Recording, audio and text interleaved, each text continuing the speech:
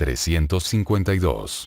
Fiebre reumática aguda. La fiebre reumática aguda es una enfermedad multiorgánica causada por una reacción autoinmunitaria a la infección por estreptococos del grupo A. Aunque resultan afectadas muchas partes del organismo, casi todas las manifestaciones desaparecen en su totalidad. La mayor excepción es la lesión de las válvulas cardíacas, que puede persistir después de que desaparecen las demás manifestaciones. Consideraciones globales. La fiebre reumática aguda y la cardiopatía reumática son enfermedades de la pobreza. Fueron muy frecuentes en todos los países hasta principios del siglo XX, cuando comenzó a disminuir su incidencia en las naciones industrializadas. Esta disminución se debió en gran medida a mejores condiciones de vida, en particular, menor hacinamiento y mejor higiene, lo cual dio lugar a un decremento de la transmisión de los estreptococos del grupo A. La introducción de los antibióticos y las optimizaciones en los sistemas de atención médica tuvieron un efecto complementario. La virtual desaparición de la fiebre reumática aguda y la reducción de la incidencia de la cardiopatía reumática en los países industrializados durante el siglo XX no se reprodujeron, por desgracia, en las naciones en desarrollo, donde estas enfermedades persisten. La cardiopatía reumática es la causa más frecuente de cardiopatías en los niños de esos países, y es un origen importante de mortalidad y morbilidad también en los adultos. Se estima que en todo el mundo entre 15 y 19 millones de personas padecen cardiopatía reumática, con casi 250.000 de muertes cada año. Alrededor de 95% de los casos de fiebre reumática aguda y fallecimientos por cardiopatía reumática se producen ahora en países en desarrollo, con tasas en particular altas en los países subsaharianos de África, en naciones de la cuenca del Pacífico, Australasia, y sur y centro de Asia. La vía patógena a partir de la exposición a estreptococos del grupo A, seguida de infección faríngea y desarrollo ulterior de fiebre reumática aguda, recurrencias de esta fiebre y aparición de cardiopatía reumática y sus complicaciones, se acompaña de factores diversos de riesgo y, por tanto, es factible instituir intervenciones en cada punto, figura 352.1. En naciones desarrolladas, muchos de los factores de riesgo se encuentran bajo control y, cuando es necesario, son oportunas las intervenciones. Por desgracia, la mayor carga de la enfermedad se localiza en países en desarrollo, de los cuales muchos no tienen los recursos, la capacidad o los intereses para atender esta enfermedad multifactorial. En especial, casi ninguno de los países en desarrollo cuenta con un programa de erradicación contra cardiopatía reumática, basado en registros y cuya rentabilidad esté probada para reducir la carga de cardiopatía reumática. El conocimiento de la cardiopatía reumática y la disposición de los recursos necesarios para controlarla en las naciones en desarrollo es un tema que exige atención internacional. Epidemiología. La fiebre reumática aguda es una enfermedad sobre todo de los niños de entre 5 a 14 años de edad. Los episodios iniciales se tornaron menos comunes en adolescentes mayores y adultos jóvenes, y son inusuales en personas más de 30 años de edad. En cambio, los episodios recurrentes de fiebre reumática aguda son todavía relativamente frecuentes en adolescentes y adultos jóvenes. Este patrón difiere de la prevalencia de la cardiopatía reumática, que alcanza su máximo entre los 25 y 40 años de edad. No hay una relación clara respecto del género para la fiebre reumática aguda, pero la cardiopatía reumática afecta más a menudo a las mujeres, algunas veces hasta 2 veces más que a los varones. Factores relacionados con el microorganismo. Con base en las evidencias disponibles, la fiebre reumática aguda se debe de forma exclusiva a la infección de vías respiratorias superiores por estreptococos del grupo A. Capítulo 143. Si bien en las regiones con incidencia alta de fiebre reumática aguda se la relacionaba casi siempre con ciertos serotipos M, sobre todo los serotipos 1, 3, 5, 6, 14, 18, 19, 24, 27 y 29, en la actualidad se cree que cualquier cepa de estreptococos del grupo A puede producir fiebre reumática aguda. En la actualidad se investiga la contribución potencial de las infecciones cutáneas y los estreptococos de los grupos E y G, factores relacionados con el hospedador. Alrededor de 3 a 6% de toda población es susceptible a la fiebre reumática aguda, y esta proporción no varía mucho entre las poblaciones. Los datos del agrupamiento familiar de casos y la concordancia en gemelos monocigotos, en particular en el caso de la Corea, confirman que la susceptibilidad a presentar fiebre reumática aguda es una característica hereditaria, con una concordancia de 44% en gemelos monocigotos en comparación con 12% en dicigotos, y se ha calculado en fecha reciente en 60% la intervención de la herencia. Muchas evidencias respecto de los factores del hospedador se centran en determinantes inmunológicos. Al parecer, algunos alelos de clase 2 del antígeno leucocítico humano, la Human Leukocyte Antigen, en especial antígeno leucocítico humano de R7 y antígeno leucocítico humano de R4, se vinculan con la susceptibilidad, en tanto que otros alelos de clase 2 se han relacionado con protección, antígeno leucocítico humano de R5, antígeno leucocítico humano de 6, antígeno leucocítico humano de R51, antígeno leucocítico humano de R52 y antígeno leucocítico humano de Q. También se han descrito nexos con polimorfismos en el locus del factor de necrosis tumoral alfa, factor de necrosis tumoral alfa 308 y factor de necrosis tumoral alfa 238, concentraciones altas de lectina que se une a manosa circulante, y receptores tipo TOL. Respuesta inmunitaria. La teoría más aceptada de la patogenia de la fiebre reumática se basa en el concepto de simulación molecular, en la cual una respuesta inmunitaria dirigida a antígenos estreptocócicos, considerados más bien como la proteína M y acetilglucosamina del carbohidrato del estreptococo del grupo A, también reconoce tejidos humanos. En dicho modelo, los anticuerpos con reacción cruzada se unen a células endoteliales en la válvula cardíaca, lo cual da origen a la activación de la molécula de adherencia BCAM1 y, como resultado, hay atracción de linfocitos activados y lisis de células endoteliales en presencia de complemento. Esto último induce la liberación de péptidos como la minina, queratina y tropomiosina, los cuales activan a su vez a linfocitos T que experimentan reacción cruzada e invaden el corazón, amplifican el daño y propagan el epitopo. Otra hipótesis propone que el daño inicial proviene de la invasión de superficies epiteliales por el estreptococo, con unión de la proteína M al colágeno tipo 4, y permite que se transforme en un fenómeno inmunogénico, pero no con participación del mecanismo de simulación molecular. Manifestaciones clínicas. Hay un periodo de latencia de unas 3 semanas, 1 a 5 semanas, entre la infección por estreptococo del grupo A desencadenante y la aparición de las manifestaciones clínicas de la fiebre reumática aguda. Las excepciones son corea y carditis indolente, que pueden presentarse tras periodos de latencia prolongados que persisten hasta por 6 meses. Si bien muchos pacientes refieren una faringitis previa, el grupo precedente de infecciones por estreptococos del grupo A no suele ser sintomático. En estos casos, solo se confirma con pruebas de anticuerpo estreptocócico. La característica clínica más común de la fiebre reumática aguda es la poliartritis, se presenta en 60 a 75% de los casos, y la carditis, 50 a 60%. La prevalencia de la corea en la fiebre reumática aguda varía mucho con la población y fluctúa menos de 2 a 30%. En la actualidad, el eritema marginal y los nódulos subcutáneos son raros y se observan en menos de 5% de los casos. Afectación cardíaca. Hasta 60% de los pacientes con fiebre reumática aguda evoluciona a la cardiopatía reumática. El endocardio, el pericardio o el miocardio resultan afectados. La lesión valvular es el dato distintivo de la carditis reumática. La válvula mitral casi siempre está afectada, algunas veces junto con la válvula aórtica. La alteración sola de la válvula aórtica es rara. El daño de las válvulas pulmonar o tricúspide es consecuencia por lo regular de las mayores presiones pulmonares que a su vez son resultado de la valvulopatía izquierda.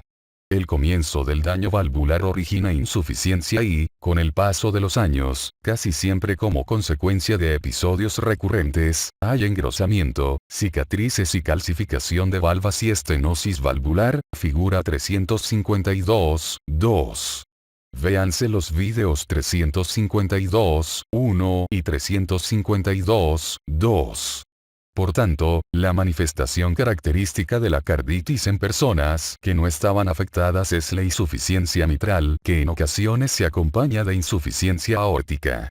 La inflamación del miocardio puede afectar las vías de conducción eléctrica y prolongar el intervalo PR, bloqueo auriculoventricular de primer grado o, en raras veces, un bloqueo de mayor grado, y amortiguamiento del primer ruido cardíaco.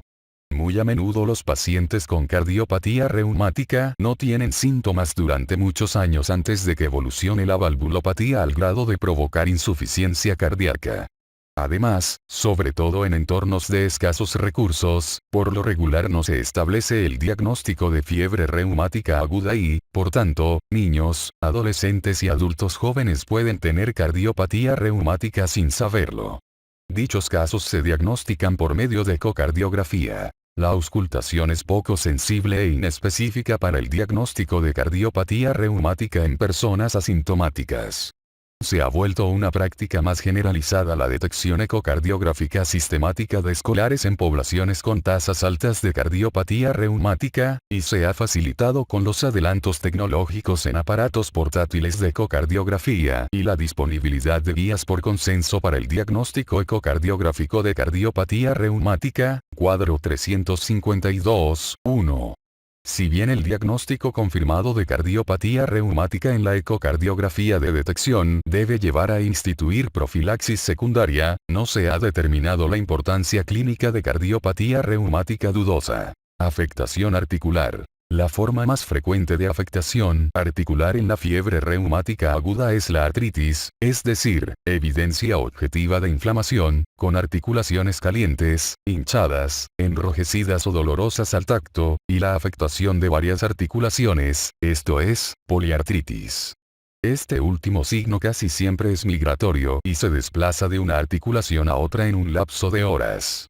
Por lo general, la fiebre reumática aguda afecta a grandes articulaciones, muy a menudo rodillas, tarso, caderas y codos, y es asimétrica. El dolor es intenso y muchas veces discapacitante, hasta que inicia la administración de fármacos antiinflamatorios.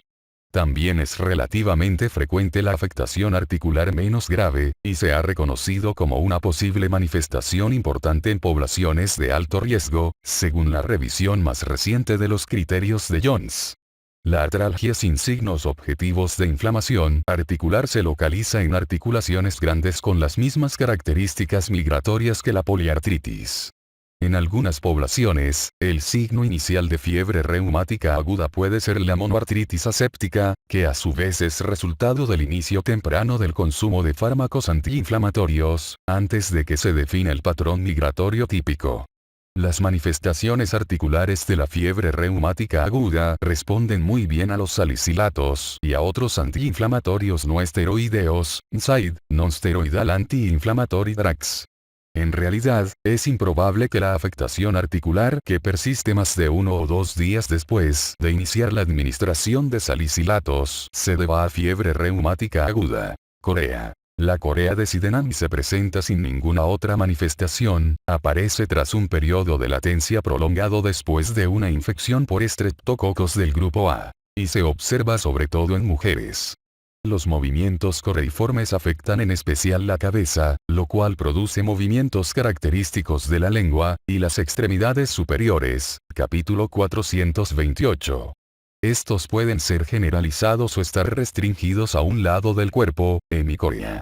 En los casos leves se pone de manifiesto solo con la exploración cuidadosa, en tanto que en los casos más graves los individuos afectados no pueden realizar actividades cotidianas. A menudo se acompaña de la habilidad emocional o rasgos obsesivo-compulsivos que pueden durar más que los movimientos coreiformes, por lo regular muestran resolución en 6 semanas, pero en ocasiones duran hasta 6 meses. Manifestaciones cutáneas. El exantema típico de la fiebre reumática aguda es el eritema marginal, capítulo 16, el cual comienza como máculas rosadas que tienen un aspecto claro en la parte central y que dejan un borde difuso serpiginoso. El exantema es evanescente, aparece y desaparece ante los ojos del examinador. Por lo general se presenta en el tronco, algunas veces en las extremidades, pero casi nunca en la cara. Los nódulos subcutáneos consisten en masas indoloras móviles y pequeñas, 0,5 a 2 centímetros, bajo la piel superpuesta a prominencias óseas, en particular en manos, pies, codos, occipucio y, en ocasiones, vértebras. Constituyen una manifestación tardía que aparece entre 2 a 3 semanas después de iniciada la enfermedad, dura solo algunos días a 3 semanas y casi siempre se vincula con carditis. Otras manifestaciones. En gran parte de los casos de fiebre reumática aguda hay fiebre, aunque raras veces en pacientes con corea pura. Si bien la fiebre alta, más de 39 grados, es la regla, no son infrecuentes los aumentos menores en la temperatura. En muchos casos se encuentran elevados los reactantes de fase aguda, evidencia de una infección previa por estreptococos del grupo A. Con excepción de la corea y la carditis leve, las cuales se manifiestan muchos meses más tarde, es esencial el dato de una infección previa por estreptococos del grupo A, para establecer el diagnóstico de fiebre reumática aguda. Dado que en muchos casos no se dispone de un cultivo positivo de flotis faríngeo o una prueba de antígeno rápida, por lo general se necesitan datos serológicos. Las pruebas serológicas más comunes son las concentraciones de antiestreptolicina o ASO, y anti-DNase-B, ADB. Cuando sea posible, se determinan los intervalos de referencia específicos de edad en una población local de personas sanas que no tengan una infección reciente por estreptococos del grupo A. Confirmación del diagnóstico. Dado que no hay una prueba definitiva, el diagnóstico de fiebre reumática aguda se basa en la presencia de una combinación de manifestaciones clínicas típicas junto con datos de una infección previa por estreptococos del grupo A, y la exclusión de otros diagnósticos. Tal incertidumbre llevó en 1944 al Dr. Ted K. Jones a elaborar un conjunto de criterios, conocidos más adelante como criterios de Jones, para facilitar el diagnóstico. La revisión más reciente de los criterios de Jones, cuadro 352-2, exige que el médico determine si el paciente proviene de una población que se sabe que experimenta tasas bajas de fiebre reumática aguda. Para este grupo, hay un ajuste de criterios de bajo riesgo. Para todos los demás, hay una serie de criterios más sensibles. Tratamiento. Fiebre reumática aguda. En los pacientes con posible fiebre reumática aguda, se establece una vigilancia ulterior constante para asegurar la confirmación del diagnóstico, el tratamiento de la insuficiencia cardíaca y otros síntomas, además del inicio de medidas preventivas que comprendan profilaxis secundaria, incluidos un registro de fiebre reumática aguda y la educación para la salud. Se solicita ecocardiografía en todos los casos posibles con el propósito de ayudar a establecer el diagnóstico y determinar la gravedad al inicio de cualquier carditis. En el cuadro 352-3 se enumeran otros estudios que deben realizarse. No hay ningún tratamiento para la fiebre reumática aguda que modifique la probabilidad de aparición o agravamiento de la cardiopatía reumática. Con la excepción del tratamiento de la insuficiencia cardíaca, que puede salvar la vida en caso de carditis grave, el tratamiento de la fiebre reumática aguda es sintomático. Antibióticos. Todos los pacientes con fiebre reumática aguda deben recibir antibióticos suficientes para tratar la infección desencadenante por estreptococos del grupo A. Capítulo 143.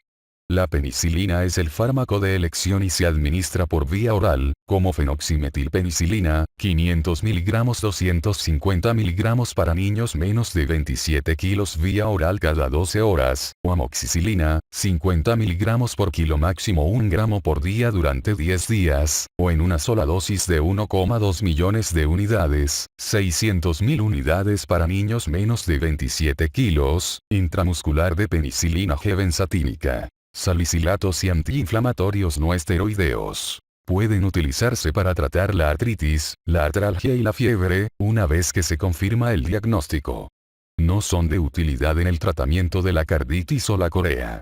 El ácido acetil salicílico es el fármaco más indicado, en dosis de 50 a 60 mg por kilo de peso al día hasta un máximo de 80 a 100 mg por kilo al día, 4 a 8 gramos por día en adultos, en 4 a 5 fracciones.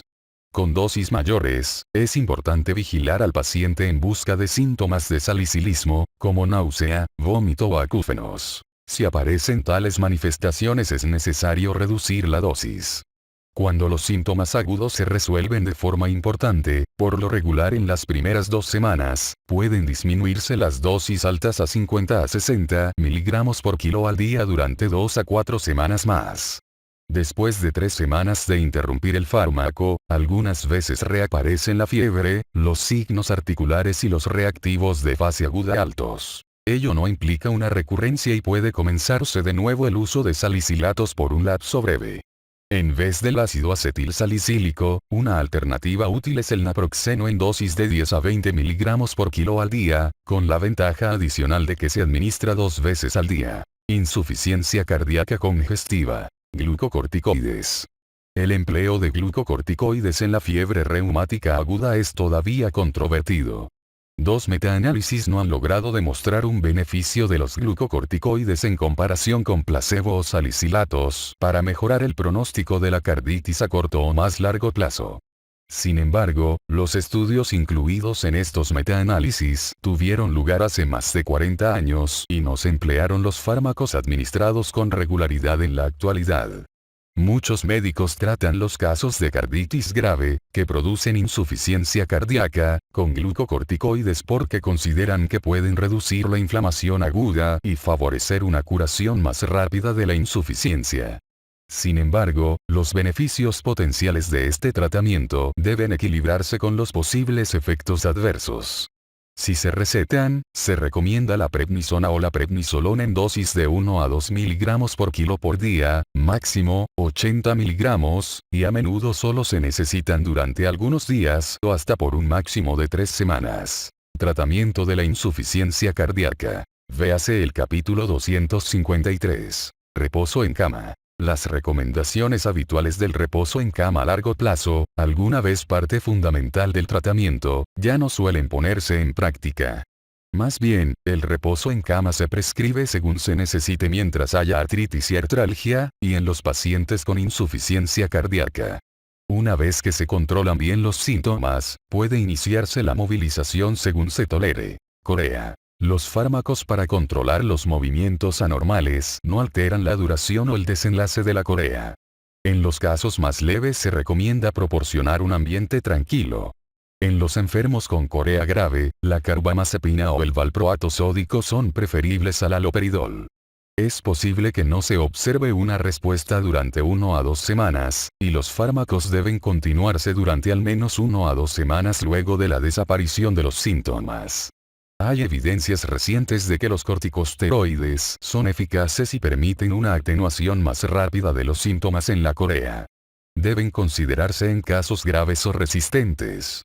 Es posible comenzar la administración de prednisona o prednisolona en dosis de 0,5 miligramos por kilo de peso al día e iniciar de modo gradual la disminución de las dosis, de preferencia después de una semana, si los síntomas desaparecen, aunque si empeoran es necesaria en ocasiones la disminución más lenta o el aumento temporal de las dosis. Inmunoglobulina intravenosa. Estudios a pequeña escala han sugerido que la inmunoglobulina intravenosa puede conducir a una supresión más rápida de la corea, pero no han demostrado un beneficio en el pronóstico a corto o largo plazo de la carditis en la fiebre reumática aguda sin corea.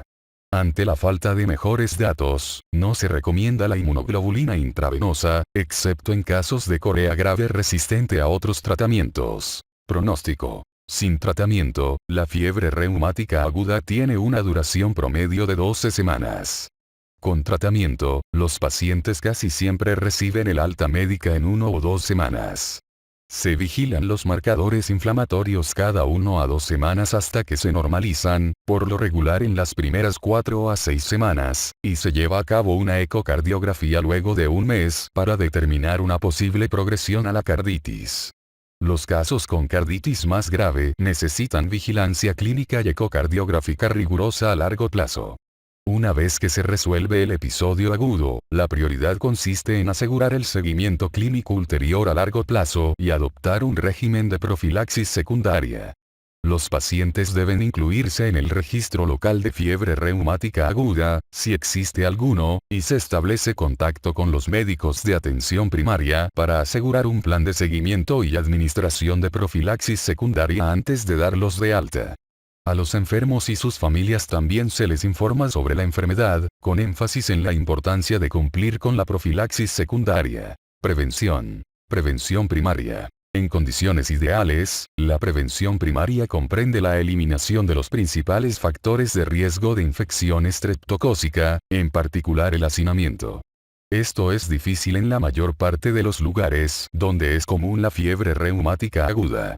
Por tanto, la base de la prevención primaria de la fiebre reumática aguda es todavía la profilaxis primaria, es decir, el tratamiento oportuno y completo de la faringitis por estreptococos del grupo A, con antimicrobianos.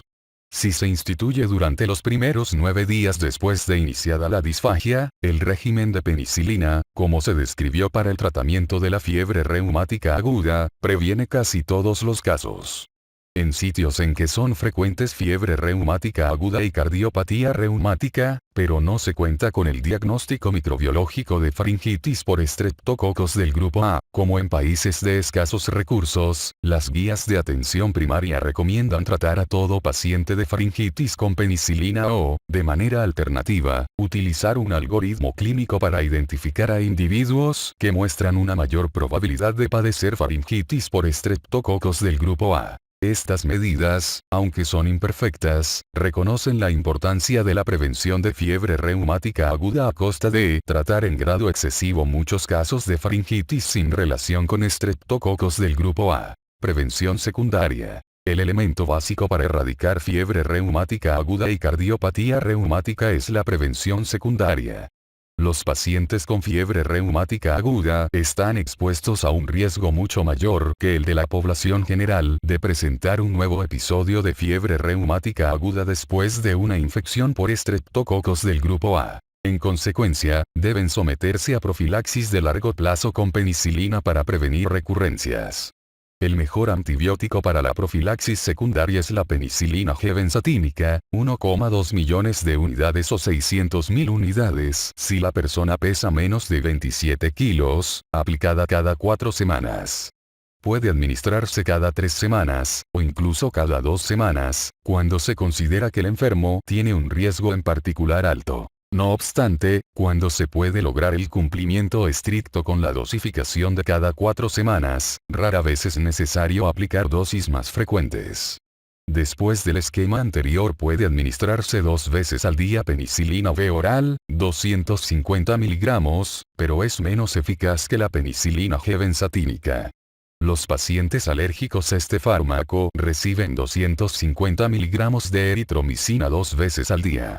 La duración de la profilaxis secundaria depende de muchos factores, en particular el tiempo transcurrido desde el último episodio de fiebre reumática aguda, con el tiempo disminuyen las posibilidades de recurrencia, edad, disminuye la probabilidad de recurrencias con la edad, y gravedad de cardiopatía reumática. En caso de enfermedad grave, tal vez sea prudente evitar incluso el mínimo riesgo de recurrencia por las consecuencias potenciales graves. Cuadro 352, 4.